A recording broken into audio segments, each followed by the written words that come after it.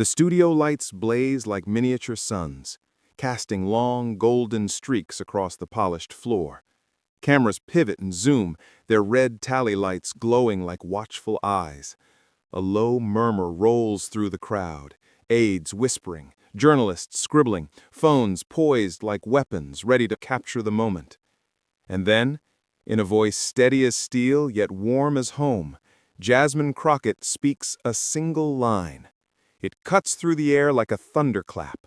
No shouting, no theatrics, just conviction so clear it vibrates in the chest of everyone present. For a breathless second, the room freezes. A young intern lowers his coffee without realizing it. A producer, mid-text, stops mid-swipe. Across the aisle, the so-called untouchable antagonist leans back, a smirk faltering at the edges. Crockett's words hang there, vivid and undeniable, a neon truth flickering against years of practiced spin. Phones rise higher. The digital age devours moments like this, and dozens of screens glint with the reflection of Crockett's determined face. A gasp ripples through the rows of onlookers. It isn't outrage alone, it's recognition. Something deeply American, deeply human has been spoken aloud, and it reverberates like a drumbeat of belonging. A faint tremor of tension crackles between the hero and villain energies in the room. The cameras close in tighter, hungry for the next micro-expression. Someone in the press gallery mouths, "Wow!" without sound. Even those inclined to dismiss her can feel it. This is not routine political theater. This is a pivot. A collision of past and future, of power and truth.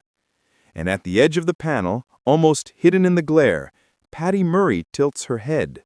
She is measuring the moment, her hands folded like a chess master sensing the board about to shift. The audience doesn't yet know it, but she is on the verge of something that will redraw the contours of the debate and make headlines for days. The hush in the room becomes total. Crockett's words still echo, like the last note of a national anthem sung by a voice you've waited your whole life to hear. But what Patty Murray did next would send ripples far beyond that room. Hours before the flashbulbs popped and the feeds lit up, the atmosphere inside the hearing chamber had already turned combustible. The walls themselves seemed to absorb the echo of clashing ideals, marble and wood catching every syllable like the stage of an epic drama. This was no routine oversight session. It was a public showdown over the meaning of service, belonging, and dignity in a country still wrestling with its own promises. The stakes were not just political, they were moral, visceral, deeply human. On one side sat a coalition of progress-minded lawmakers, faces calm but resolute. Their notes were meticulously prepared, but their conviction came from lived experience, not just policy briefs. They knew this was bigger than a hearing. It was a referendum on who gets to be heard, who gets to belong. In their ranks, Jasmine Crockett had emerged as the unexpected heartbeat of the panel. Her voice steady but laced with urgency, speaking for communities long sidelined. Across the table, the villain force wore a mask of authority, but its eyes gleamed with something harder.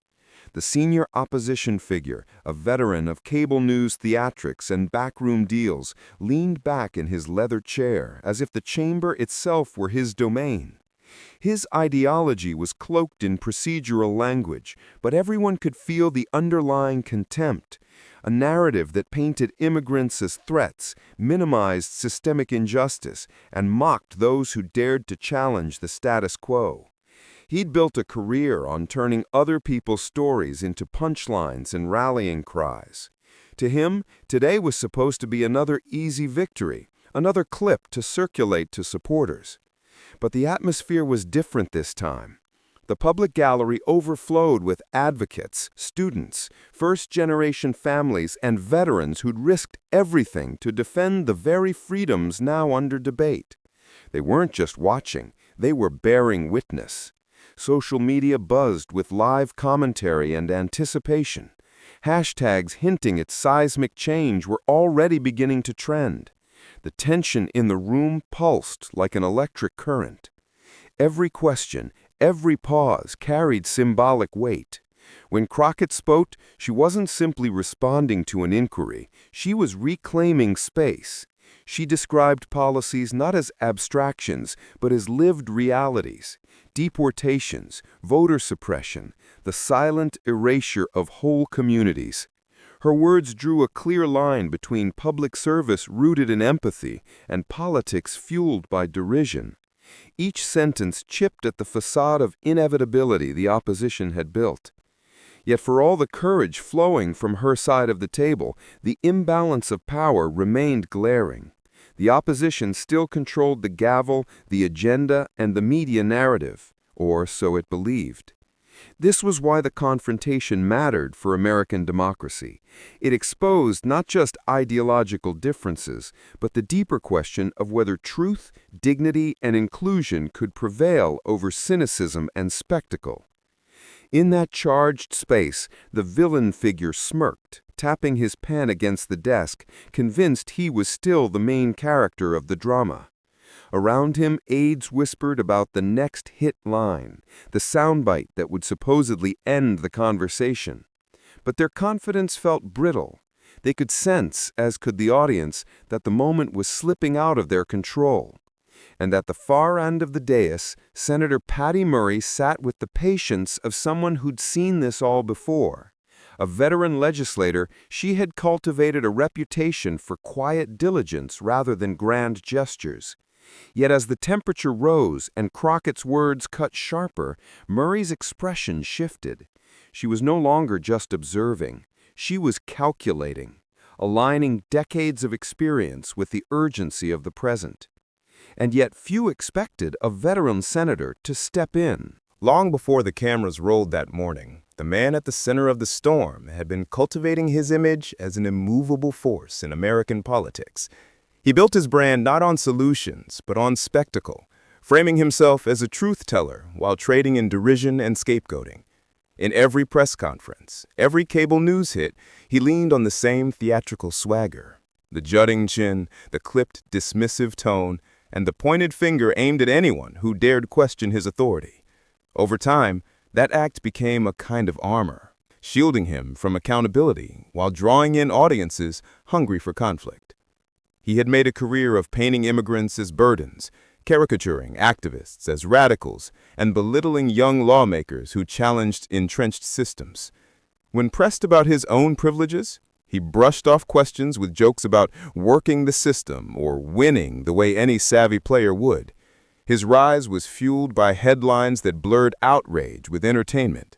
He knew how to dominate a segment, how to bait his opponents into outbursts, how to make cynicism look like savvy. And for years it worked, because no one stood long enough to call his bluff. But behind the smirk lay contradictions as glaring as stage lights. While preaching fiscal restraint, he enjoyed taxpayer-funded perks.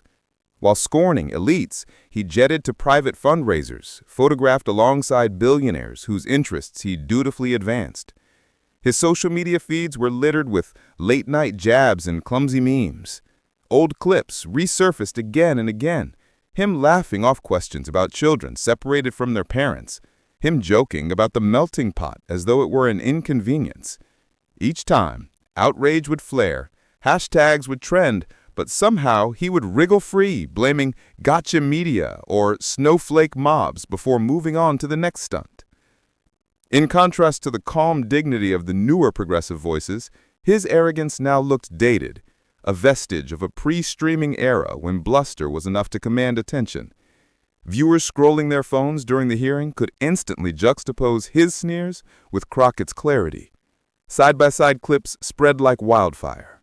One showing him mocking a constituent's accent, another showing Crockett speaking about her grandmother's journey to the United States.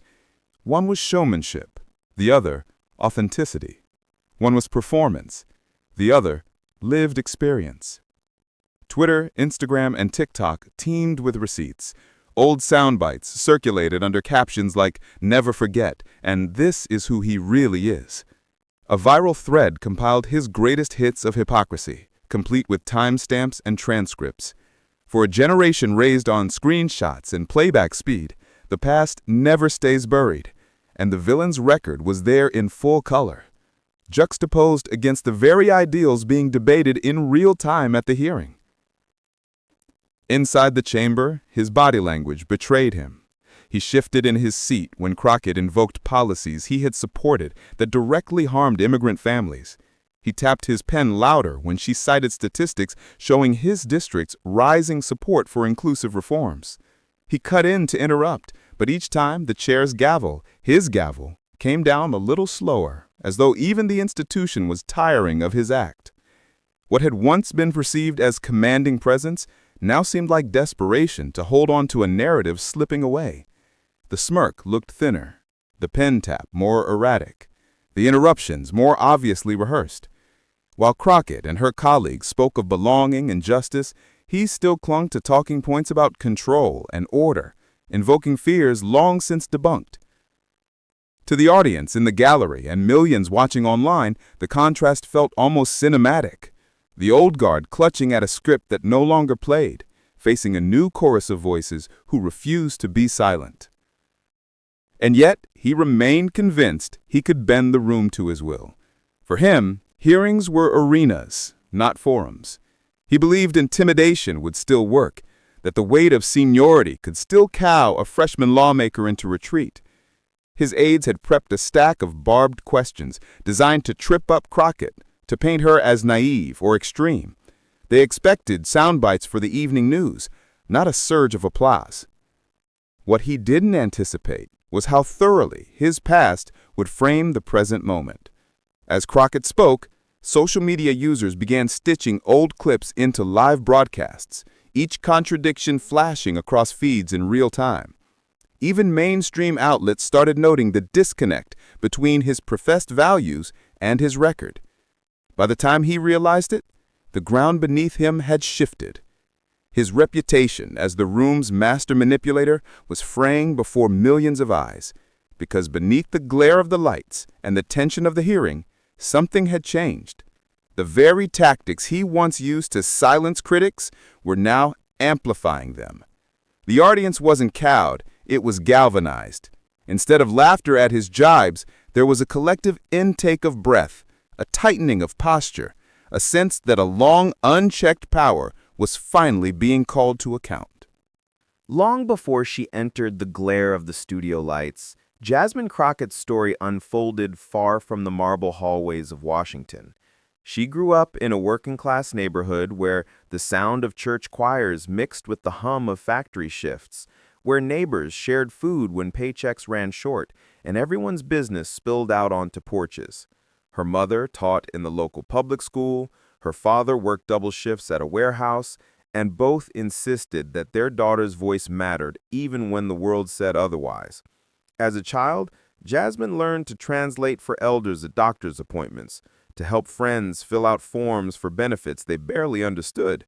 Service wasn't an aspiration, it was survival.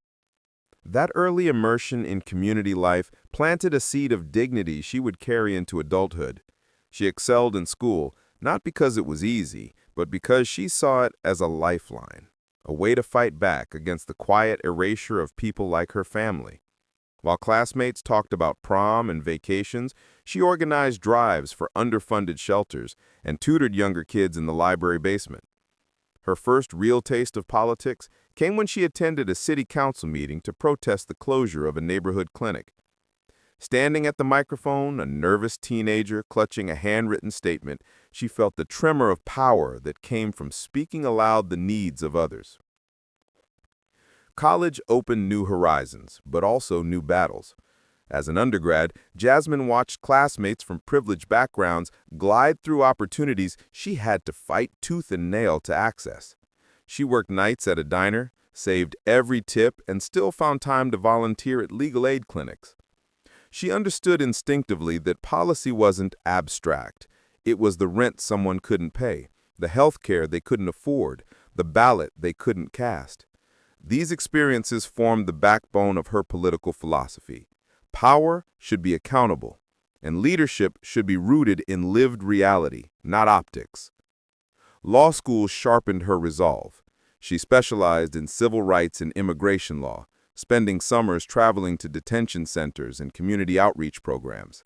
While others chased clerkships with prestigious judges, she chose grassroots legal defense, representing clients whose names would never appear in headlines but whose lives were forever altered by the machinery of bureaucracy. Each case left an imprint. A father separated from his children, a teenager facing deportation despite speaking perfect English, a grandmother denied medication because of a paperwork error. These were not statistics, they were people, and Jasmine carried their stories with her like talismans. When she entered public service formally, it wasn't with the polish of a career politician, but with the unvarnished credibility of someone who had walked the terrain. She campaigned door to door, listening more than she spoke. She held town halls in community centers with flickering lights and broken air conditioning. She returned calls personally, remembered birthdays, showed up at funerals. Her volunteers included high school students, single parents, veterans, and newly naturalized citizens who felt, often for the first time, that someone in office saw them not as a demographic, but as neighbors. Her values were forged in those encounters: dignity, equity, and authenticity over theatrics. She rejected the easy soundbite in favor of clear, compassionate explanation. Even in heated debates, she rarely raised her voice. Instead, she wielded facts and stories like twin beams of light cutting through fog. When opponents tried to bait her with insults, she disarmed them with poise and a quiet stare that spoke volumes. Her supporters called it the Crockett calm, a presence that transformed confrontation into clarity. This is why her words resonate so deeply. When Jasmine Crockett speaks about immigration, she isn't parroting talking points. She is recalling the tearful phone calls of clients whose futures hung on a judge's ruling. When she talks about voting rights, she's thinking of her grandmother walking miles to cast a ballot in a district that tried to push her out. When she addresses racial or economic injustice, she's invoking the neighbors she grew up with, people who stitched dignity into their daily lives without headlines or hashtags. Social media, too, became a stage for her authenticity rather than self-promotion. Her posts weren't slickly produced, they were direct appeals, heartfelt reflections, or snapshots from community events. Clips of her dismantling misleading arguments went viral not because of flashy edits, but because viewers recognized the sincerity in her tone. Even critics admitted she seemed less like a politician than a neighbor with encyclopedic knowledge and unshakable ethics. Her rise wasn't without setbacks. She endured personal attacks on her background, her appearance, even her name. She received threats and endured smear campaigns. But each time, she responded with the same steady composure that had defined her since childhood. She used the attacks to highlight systemic issues, turning personal affronts into teachable moments about bias, resilience, and the power of collective action. In the weeks leading up to the hearing, Crockett had been traveling tirelessly across her district, holding listening sessions and drafting new proposals. She arrived at the hearing not as an upstart, but as a representative armed with hard-won insight. Her tone that day reflected years of community trust. She didn't need to shout to command the room. Even those who disagreed with her found it difficult to question her sincerity. For many watching, she embodied something they had been longing to see: a leader who could be fierce without cruelty, principled without arrogance, hopeful without naivete. Her presence was a living refutation of the cynicism that had taken root in the political landscape. This is why, when she opened her mouth in that charged hearing room, people leaned forward instinctively. They weren't just hearing a lawmaker, they were hearing a community, a lineage, a lived truth. It's this unshakable history that would prepare her for the moment we're about to witness. The air in the chamber had shifted from heavy anticipation to crackling tension. Every microphone seemed hotter, every whisper sharper. With Jasmine Crockett's history echoing behind her words, the villain figure bristled, leaning forward in his chair as if sheer proximity might break her composure. He began with a low chuckle that reverberated across the dais, a signal to his allies, a practiced attempt to diminish. "Let's not pretend," he said, his voice dripping with condescension. "Some of us actually understand how this country works." The words landed like a backhand. Cameras captured his smirk, the slight shake of his head as though dismissing a child's outburst. Across the gallery, a few gasps escaped. Even seasoned reporters exchanged glances. Crockett didn't flinch. Her pen hovered over her notes, but never touched the page. She kept her eyes locked on him, her posture upright but relaxed, as if she'd anticipated every move. She waited for the silence after his barb, then answered with steady precision, turning each interruption into an opportunity to illuminate the issue at hand. She spoke of policies not as abstractions, but as lived realities, calmly threading the experiences of constituents into her response. This only fueled his frustration. He tried again, louder now, cutting her off mid-sentence. "You're out of your depth. You don't understand the long-term consequences." His words rang out like a gavel struck in anger. But the more he raised his voice, the more the contrast sharpened. Arrogance versus dignity, theatrics versus clarity. Crockett inhaled slowly, her calm becoming a kind of spectacle in itself. The cameras panned to her face, composed, attentive, unshaken. In that moment, the hearing room became a theater of competing energies, his bombast ricocheting off her steady resolve. Audience members began recording not just his eruptions, but her silences, the way she let each insult hang in the air before dismantling it with a fact or a story. The villain figure leaned back, frustrated, his fingers drumming in erratic rhythm on the desk. He attempted a joke, something about kids these days, but it fell flat, swallowed by the hush of the room. Even his allies shifted uncomfortably, sensing that the optics were turning. What had once been his stage was now hers. Crockett continued, describing the real-world consequences of the policies he championed.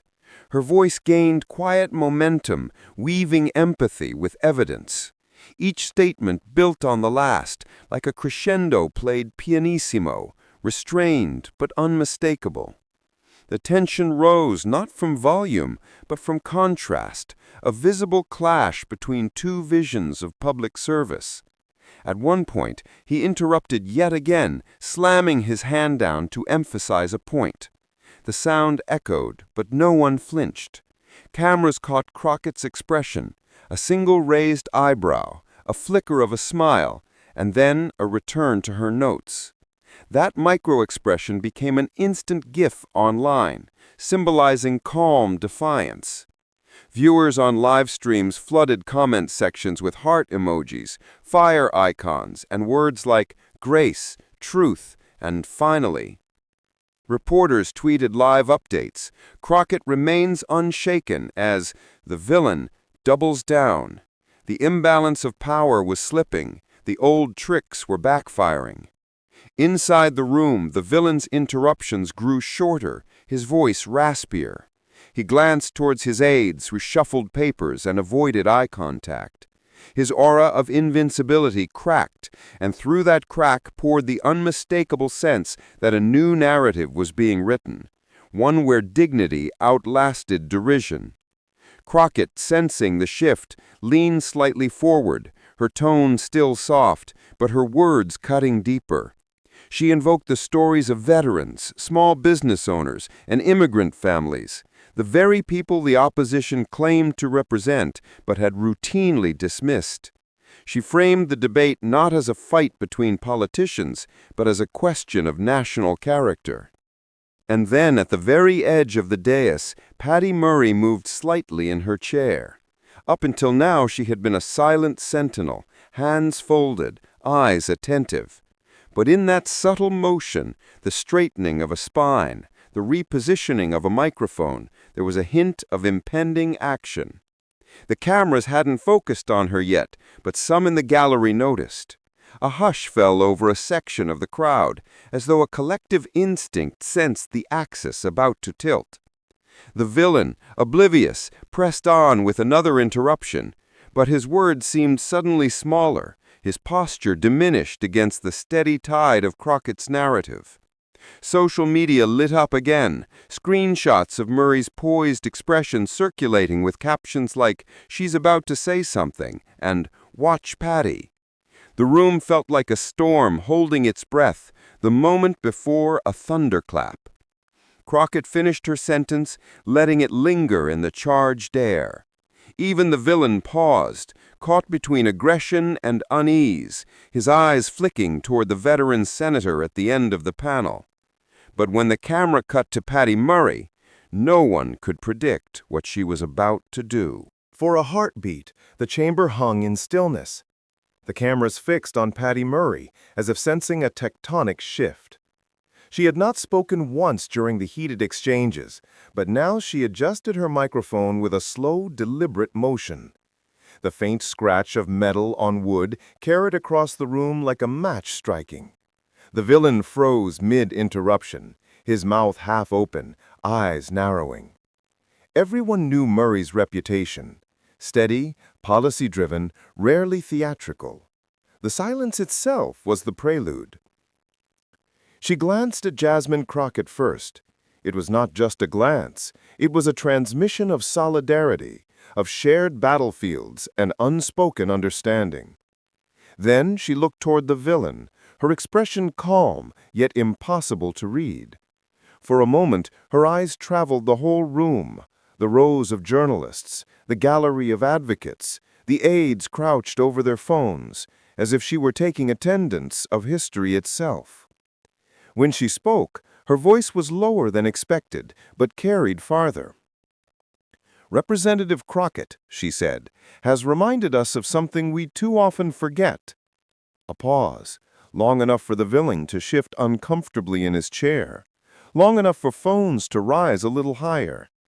"Public service," Murray continued, "isn't about defending your seat. It's about defending people. It's about remembering why we're here." The villain tried to interject, but Murray's hand lifted ever so slightly, not a gesture of command, but of quiet insistence. The room obeyed the pause. Cameras zoomed in on her face. The corners of her mouth hinted at a smile, not smug, but knowing, like someone who has waited a long time to deliver a truth. "I've sat in this chamber for decades," she said evenly. "I've heard every kind of argument, every attempt to dehumanize, to divide, to distract, and I can tell you with certainty, dignity outlasts derision. Facts outlast fear. And Representative Crockett is right to remind us of that." A ripple ran through the gallery. Someone gasped audibly. Others raised fists in silent applause. Online, the moment was already fracturing into 1,000 clips. Twitter exploded with hashtag Murray mic drop, hashtag Crockett was right, and hashtag dignity first. Livestream chats filled with emojis, hearts, flames, American flags, while captions scrolled across screens. "This is history. Finally, someone said it. Veteran senator sides with truth." Murray pressed on, her tone still calm, her words like measured strikes.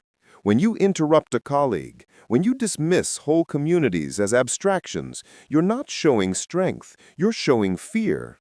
And fear has never been the foundation of American leadership. She turned again to Crockett. "Your words today, Representative, honor the spirit of every immigrant who believed in this country enough to fight for a place in it." The villain's jaw tightened. He tapped his pen, then stopped when he noticed how the cameras were catching his fidgeting. His smirk had dissolved into something closer to a grimace. He leaned toward his aides, whispering furiously, but they avoided eye contact. Murray's speech was not a monologue. It was a mirror, reflecting decades of his tactics back at him, stripped of their veneer. In the gallery, a veteran stood and pressed his hand over his heart. A student wiped tears from her cheeks. Someone whispered, "She's ending him," and another whispered back, "No, she's elevating her." It felt less like a political clash than a reckoning, a slow-motion unmasking of old power in the presence of new resolve. On TikTok, a live overlay showed clips of the villain's past comments spliced next to Murray's words. One frame displayed him mocking an immigrant's accent. The next, Murray declaring, "Immigrants are the lifeblood of our democracy." The contrast was devastating. Views surged into the millions. Even major news outlets started running banners. Murray backs Crockett in stunning rebuke. Murray allowed the tension to build. She left micropauses between sentences, each one daring the villain to interrupt, each one giving the audience time to breathe in the weight of what she was saying. Her gaze swept the chamber again and landed squarely on him. "You've built your brand on belittling others," she said, her tone still conversational. "But belittling does not build, it only erodes. And the people of this country, immigrants, workers, students, veterans, they deserve builders, not destroyers." Phones in the audience caught the villain's expression, a flash of panic behind his eyes, a tick of the jaw, the subtle slump of his shoulders. For the first time, he seemed smaller than the chair he occupied. Social media commentators began circulating still frames with captions like "the moment he realized" and "power shift in real time." Crockett, for her part, remained silent but visibly moved. She clasped her hands together, eyes glistening but posture steady. Viewers online remarked on the symmetry. The younger representative who had held her ground, now receiving public validation from a seasoned senator whose own journey had been about breaking ceilings quietly rather than shattering them with noise. Murray leaned slightly forward. "We are entrusted," she said, "with the hopes of people who will never sit in these chairs, people who believe we can rise above our fears and prejudices. That's what Representative Crockett has challenged us to remember today." The villain opened his mouth once more, then closed it. His pen lay still on the desk. Even the usual rustle of papers had gone silent. All eyes were on Murray as she delivered the closing lines, each one echoing off the chamber walls. "We are at our best when we listen. We are at our strongest when we lift. And we are at our truest when we honor the dignity of every person who calls this nation home." A stunned beat of silence, then a low swell of murmurs, some of disbelief, some of admiration. Journalists fired off headlines at lightning speed. Veteran senator breaks silence, backs rising star. Murray rebukes villainous opposition. Hashtags proliferated. Hashtag mic drop. Hashtag Patty speaks. Hashtag truth wins. The livestream chat became a torrent of clapping emojis and all-caps exclamations. The villain's unraveling was now undeniable. He slumped, stared at his notes as though they belonged to someone else. His aides began collecting papers, not because the session had ended, but because the energy had shifted entirely. What was once his stage had become his reckoning. Meanwhile, Murray, having delivered the blow, did not gloat. She simply straightened her papers, took a sip of water, and folded her hands again, the embodiment of calm after a storm. The cameras lingered on her face, searching for triumph, but finding something quieter, resolve, perhaps even relief. Crockett exhaled and nodded subtly toward her. 2 generations, 2 paths converging in a single public moment that collapsed old hierarchies and wrote a new narrative of solidarity. In the gallery, people hugged. Some wiped their ears. On social media, commentators marveled at how a speech so measured could land like an earthquake. As the hearing officially resumed, the villain tried to proceed with the agenda, but his voice cracked. The gavel felt heavier in his hand. The microphone seemed to tilt away from him. What had been routine committee theaters had become a historic tableau, the quiet, deliberate elevation of truth over bluster. Murray's words were still reverberating in the marble walls when Crockett began to prepare her next statement. Viewers online sensed it too. This was not an end point, but an ignition, a shift that would ripple outward in ways no one could yet fully grasp. And yet, the shockwaves didn't stop there. Within minutes of Patty Murray's calm but devastating intervention, the hearing room transformed into a launch pad. Phones lit up like 1,000 fireflies, their screens reflecting fragments of the moment. Murray's steady gaze, Crockett's quiet nod, the villain's slumped shoulders. Before the gavel struck again, hashtags had begun to cascade across Twitter. Hashtag Murray mic drop, hashtag Crockett was right, hashtag dignity first, hashtag truth wins. By the time the committee adjourned, each tag was trending nationally, then globally. Celebrity accounts joined the surge. A beloved Grammy-winning singer tweeted, "This is what leadership looks like. Thank you @Rep Crockett and @Sen Murray for reminding us who we are." An Oscar-winning actor posted a side-by-side image, one of Murray speaking, another of Crockett listening with calm strength, captioned simply, "America, take notes." Activists began stitching the moment into TikTok explainers, adding historical context, layering in audio of past civil rights speeches. Each new video multiplied the reach, turning a hearing room into a viral movement. Major commentators scrambled to recalibrate their narratives. Cable news, which had been running segments on unrelated scandals, cut in live to replay the clip. Analysts called it a rare bipartisan gut check, a turning point for Congress, a generational handoff captured on camera. On podcasts and streaming shows, pundits marveled at how Murray's validation of Crockett wasn't just a defense, but a reframing, a declaration that dignity could be as forceful as drama, that experience could amplify rather than overshadow new voices. Meanwhile, in communities far from Washington, people watched on their phones and laptops, often in disbelief. In a coffee shop in Houston, a group of college students huddled around a tablet, whispering, "She said it," as Murray's words replayed. In a union hall in Seattle, a projector displayed the clip on a cracked white wall, and veterans nodded along, one murmuring, "Finally, someone gets it." A middle school civics class in Minneapolis paused their lesson plan to watch the moment together, their teacher emphasizing how leadership can look like courage without shouting. Audience testimonials poured in across platforms. Instagram stories showed first-generation immigrants watching the clip with their parents, tears in their eyes. YouTube comment sections filled with messages like, "For the first time in years, I feel represented." A viral tweet read, "My dad hasn't trusted politicians for decades. Tonight he texted me, 'She's the real deal.'" These weren't orchestrated talking points. They were raw reactions from people who felt seen, some for the first time. Even international outlets picked up the story.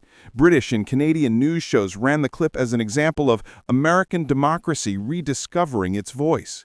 Spanish-language media highlighted Crockett's references to immigrant families, while European commentators framed Murray's speech as evidence that quiet dignity can still command attention in an age of outrage.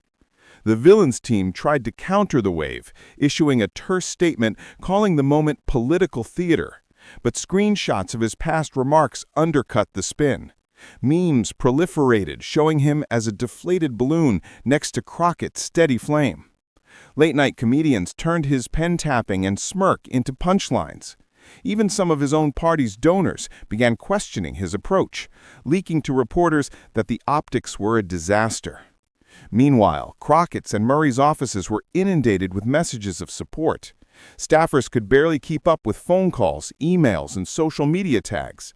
Volunteers offered to canvass, donate, and host community events. Civic groups organized watch parties to replay the clip, turning it into a kind of collective affirmation. The ripple effects extended beyond politics. College debate clubs dissected the exchange as a case study in composure versus aggression. Leadership seminars cited Murray's timing and Crockett's restraint as examples of strategic empathy. Religious leaders referenced the moment in sermons about humility and justice. Even brands jumped in, tweeting clumsy nods to dignity over derision and the mic drop heard around the hill. In the digital swirl, one through line held. People were hungry for authenticity, for leadership that validated rather than exploited, for narratives that uplifted rather than divided. The clip became more than a headline. It became a mirror of what many hoped politics could be. News cycles evolved from simple reporting to think pieces. Editorial boards asked whether this represented a new model for cross-generational solidarity in public office. Columnists drew parallels to historic turning points, moments when older statesmen amplified emerging voices rather than suppressing them. The framing shifted from a viral clip to a potential realignment of values. And through it all, Crockett herself stayed mostly silent online, letting the moment speak for itself. Her restraint only deepened the sense of authenticity. Murray issued a short statement reiterating the importance of dignity and listening in governance. Neither tried to monetize or sensationalize the moment, and that restraint became part of the story too. By week's end, polls showed a spike in public awareness of both women. Young voters cited the clip as a reason to stay engaged. Longtime cynics admitted feeling a flicker of hope. Teachers began adding the exchange to lesson plans about civic engagement. It wasn't just a viral event, it was a reference point, a story people told at dinner tables and in group chats about why they still believed change was possible. But the most powerful moment was still to come, and it would define the moral of the story. As the echoes of the hearing settled into history, a quiet clarity emerged. The roar of debate, the flash of cameras, the sting of insults, all of it receded, leaving behind a simple, undeniable truth. Dignity endures where arrogance falters. In that chamber, two figures had shown the country what leadership could look like when rooted in principle rather than spectacle. Jasmine Crockett had spoken truth with unwavering calm. Patty Murray had amplified it with decades of earned authority. Together, they created a moment that transcended politics and entered the realm of moral clarity.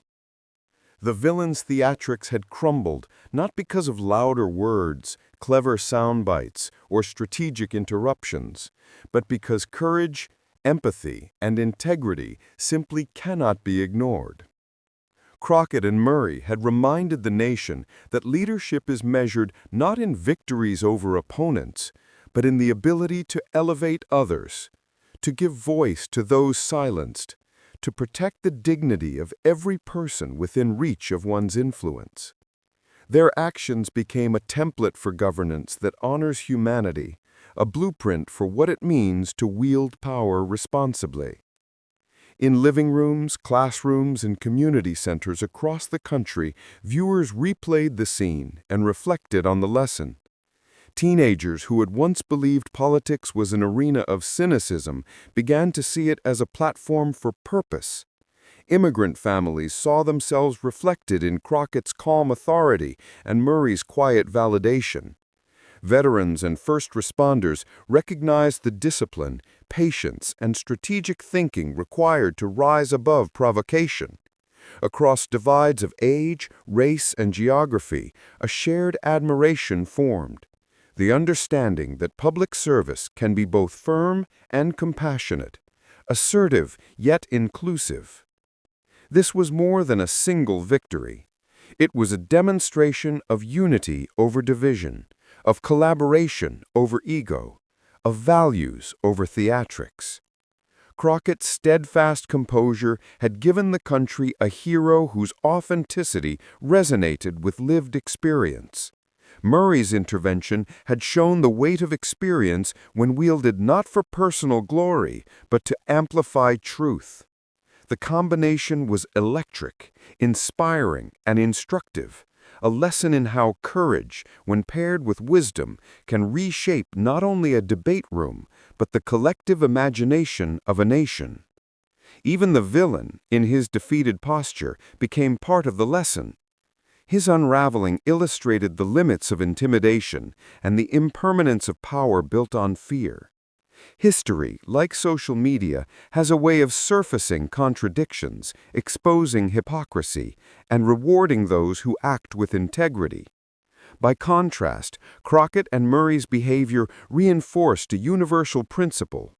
Leadership grounded in respect and justice leaves a mark far longer than the hollow applause of theatrics. The chamber itself seemed to breathe differently in the aftermath. Empty chairs carried the memory of composure and conviction. Microphones retained the echo of careful words delivered with purpose. The city outside, the nation beyond, carried the ripple effect. Hashtags trending, news cycles realigned, conversations sparked at kitchen tables, classrooms, and offices.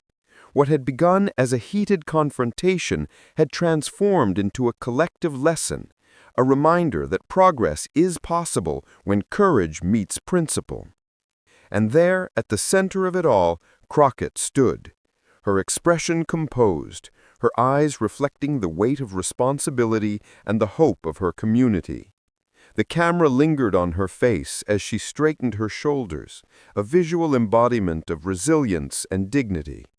In that moment, the audience could feel the culmination of years of struggle, sacrifice, an unwavering commitment to values larger than any one person.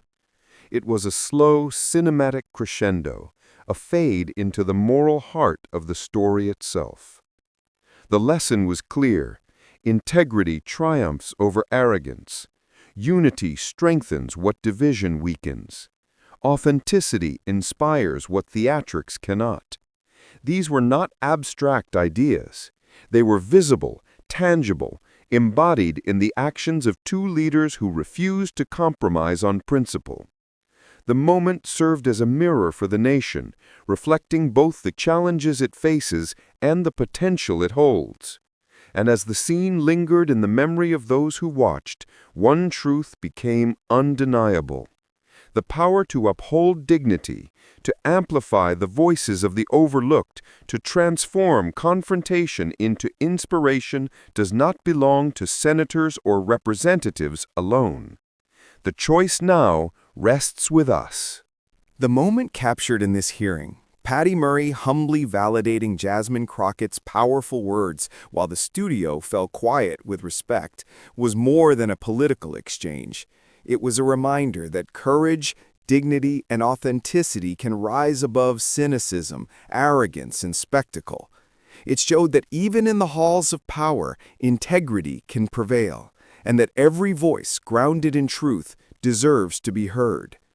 This was a story about leadership not seeking applause, but earning trust. It was about two generations of public servants, one seasoned, one rising, standing together to demonstrate the kind of America we can believe in, one that values empathy over ego, justice over expediency, and community over division. When Crockett spoke and Murray amplified her message, it wasn't just a debate. It was a call to recognize our shared humanity and the responsibility we all carry to protect it. If you believe dignity must always triumph over hate, subscribe and share this story. Let this moment serve as a spark, inspiring conversations in homes, classrooms, and communities. Remind those around you that leadership is not defined by who shouts the loudest, but by who lifts others, who stands firm in truth, and who amplifies voices that have long been silenced. As we move forward, remember, democracy is not just the work of elected officials. It is the collective action of citizens who demand fairness, courage, and accountability. Every choice we make, every voice we raise, every story we share, shapes the country we become. Together, we uphold the promise of America, a nation where justice, dignity, and opportunity are not just ideals, but lived realities for all.